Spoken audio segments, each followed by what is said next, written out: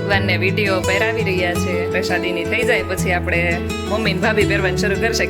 આજે પપ્પાના ફેવરિટ એવા આલુ પરોઠા બનાવી નાખ્યા છે. Hello friends, very good morning, જય શ્રી કૃષ્ણ એન્ડ જય Swaminarayan. Welcome back to my channel.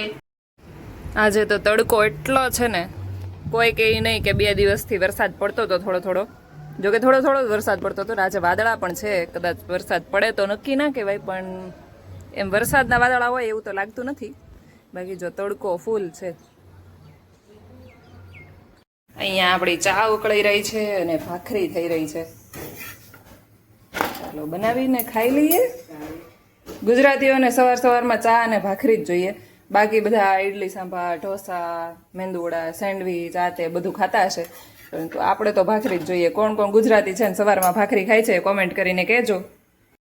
જક્ષુભાઈનું સવારનું શિરામણ હાલે છે બાના હાથે. હે બનાના જ્યુસ પીછો તું? હે બનાના જ્યુસ પીછો જક્ષુ? કેવું લાગે છે?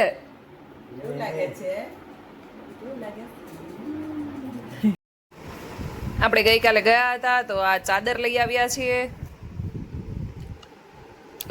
મસ્ત ચાદર આપણને મળી ગઈ છે. આખો ટાંકો જ લીધો છે. પછી આપણે બેડ જે પ્રમાણે બનાવશું એ પ્રમાણે આપણે એને ફાડીને બાકીના ઓશિકા કરાવવાના.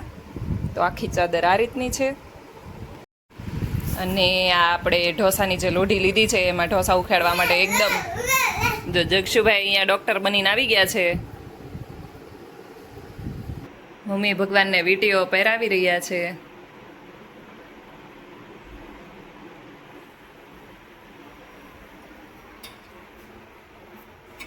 જો આ વીટી છે એ આપણે ભાભીની કરાવી લીધી છે, ને આ વીટી છે મમ્મીની છે. ઉપરની જે છે ને આ વીટી મમ્મીની છે ને આ ભાભીની છે. આપણે પહેલાં ભગવાનને પહેરાવીને પ્રસાદીની કરી લઈએ. પ્રસાદીની થઈ જાય પછી મમ્મીને ભાભી પહેરવાનું શરૂ કરશે.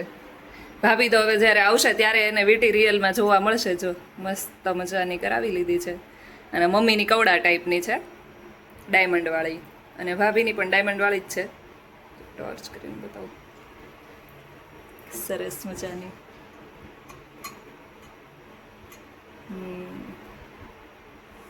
નાની ઉંમરના હોય એને થોડી જાડી હોય તો સારી લાગે. મમ્મીની પણ મસ્ત ડાયમંડવાળી છે. બેયની જગજગારા મારે છે. ભગવાને પહેરી છે. પ્રસાદીની થઈ જાય પછી આપણે મમ્મી ને ભાભી પહેરવાનું શરૂ કરશે. કે મમ્મી? કોઈ પણ વસ્તુ હોય આપણે પેલા ભગવાનને પ્રસાદીની કરી લેવાની. આ પત્તા હોતા તુલસી ભગવાનને માંજરા, પત્તા હોતા માંજરા ભગવાનને ચડાવવાથી છે ને એક સોના મારો ચડાવ્યો હોય ને એટલું પણ મળે. હા, એટલે ખાલી માંજર નહીં ચડાવવાનું, 1-2 પત્તા જોડે લઈને જ ચડાવવાનું.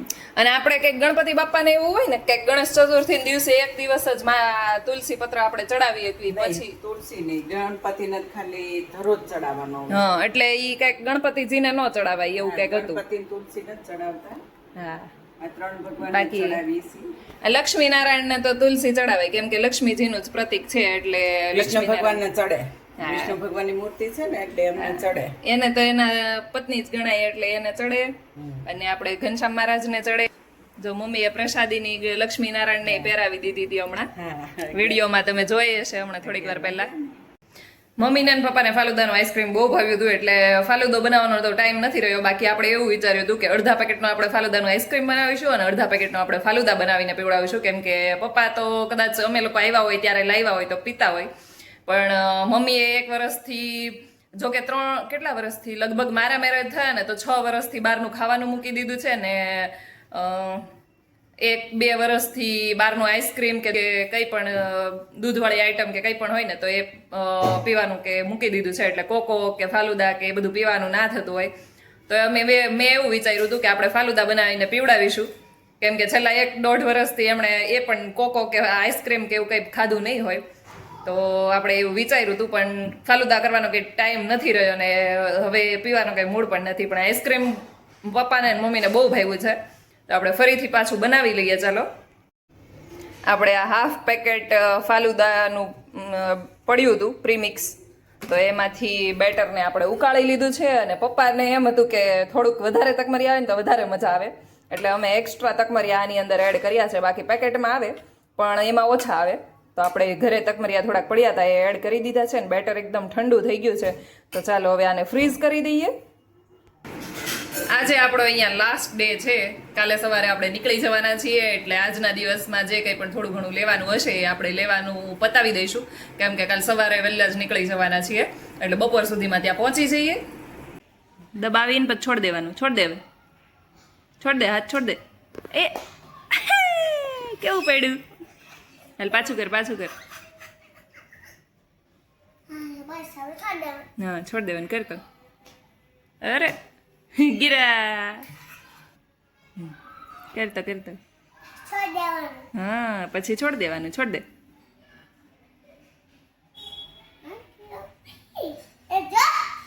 કેમ ન પડ્યું? ચોટી ગયું દીકા. કરતા એને હલાવતો.